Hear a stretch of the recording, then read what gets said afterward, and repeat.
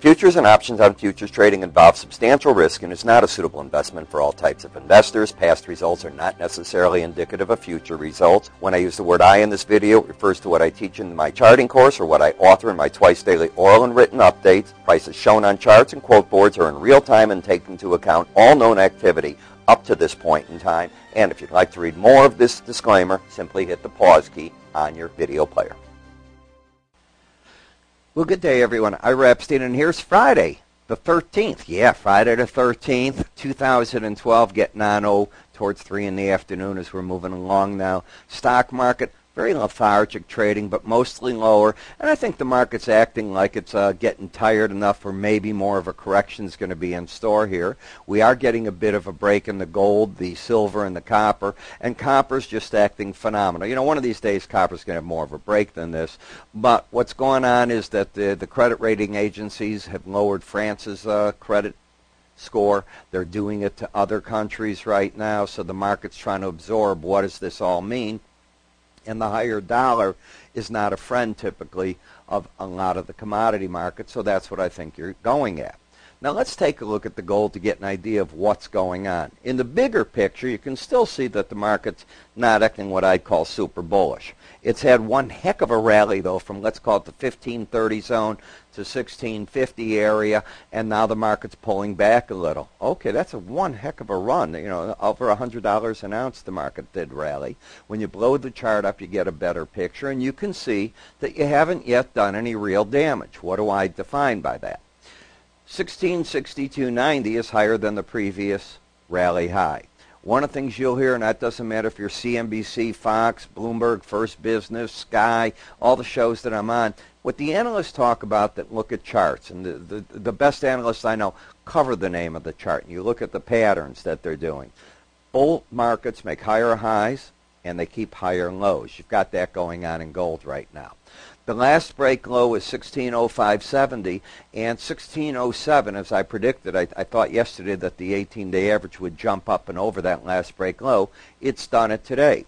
So on a pullback into that area, about $30 from here, roughly, remember that number probably goes sideways to a little higher now over the next couple of days. I think the market's going to look for that to be the support. It didn't quite make it up to the first resistance point of one of the moving averages of 1670.230, but there's also other resistance points called Bollinger Bands, and that hit it right on the head, and it stopped the market. And I love when those things happen because I preach this. I really try to use this tool along with what's called window envelopes, which, there'll be too many lines on a chart here for me to show you. I do it in my webinars, and that's where I try to show all that.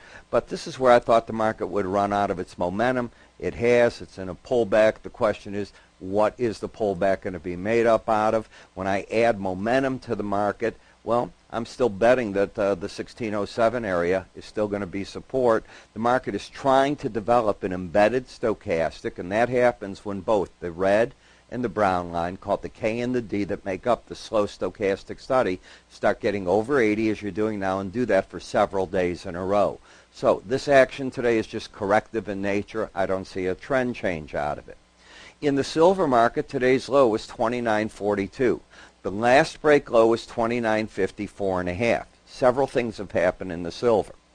Number one, the market's gotten up to the Bollinger Band twice, not once like the gold, and it suddenly changed its pattern where now it's making a lower and low, unlike the gold market. So I have a high that's higher than a previous high, and now I got break lows coming down, and I'm just plain overbought. This is now a market that I say sideways. Let's see what happens in the near term, time to be out of it.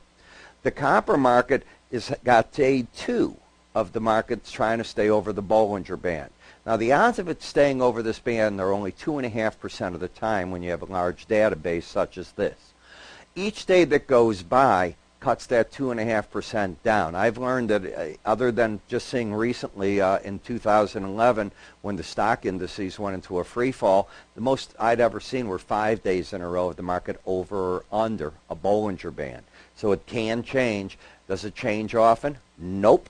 And how do I know? because I've been doing this for years. Now, I'm not talking 10. I'm talking many years. Nope, it doesn't do it very often. So the odds favor this market's getting ahead of itself. We're trying to develop an embedded stochastic, so I see good support on pullbacks to 345.00 area, so $3.45, especially if the stochastic stays embedded. But buying a Bollinger Band is not something I'd recommend to you or anyone else. Same in the platinum. Here's a market that got up over that Bollinger Band 2 days in a row. Suddenly you're down $17. The question here is, will it develop an embedded stochastic? So the metals are not bearish. Silver's the weakest of the group right now. But none of these look overly bearish. Before I get too far along, I want to remind you all about our futures trading kit because it gives you access to my twice daily oral and written updates, which I didn't do today, and I'll explain that in a minute. Our mobile app on your phone, which gives you quotes, able to see the videos that we've got. There will be trade recommendations out on it later this month from the looks of it. Our news wires are there. Everything that you can imagine that you need, just bang, it's right in your hand, and it's free for you to try out. Everything comes as a download, by the way.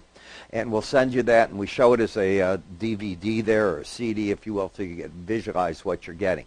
1-866-973-2077. It's free, or go to our website and sign up for our kit. Let me come here to the next chart that I've got. And I wanted to show the euro currency today because the credit rating agencies have stepped on France. Now they're stepping on some of the other countries. Even America's probably in line to get stepped on again.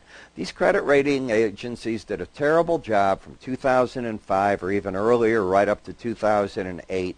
They took their heat, and they're ahead of the curve, unlike so many other things, or if you will, central banks that don't get ahead of it.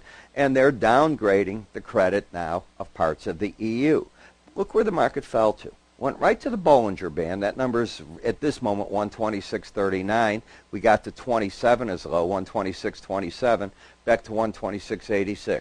When a market's under the 18-day average and it falls down to that number, one of the things you'll hear me say over and over, if one were short, and I'm not saying you would or wouldn't be, that is a zone where I think you take money off the table and wait for the market to get away from that for a little bit. Yes, the market can run against it and take the market to lower levels, and that's what you're doing. But we've come down so far in this euro currency, I just wonder at what number it's going to start finding some support, not to be bullish, but to get a more of a bounce going in it. Here's the crude, and there's nothing bullish here. You know, once Europe backed off its stance that I can see where it said it's going to give Iran, if you will, 3 to 6 months, or their fellow members in the EU 3 to 6 months to stop using Iranian products, be it reformulated in any way or just the oil. Well, that said, in one way, you're taking some of that wartime premium out of it. Will Iran take on the U.S.? Will the Iranians want to take on NATO in any manner? I don't think so. I think it's a lot of saber rattling there. But whatever the game is, I think they won part of the day by getting more of their oil still being bought because China's sitting in the wings going, yeah, we'll pick up your slack, but maybe we need a 40% discount, a 30% discount. Maybe we should be partners if we're going to continue to buy your oil in some of the fields that you have. You know the game. When you have the power, use the pressure. That's what you'd expect. With that, I have the power to say have a great weekend. I want you to do so, and I'll see you all on Monday. Take care now.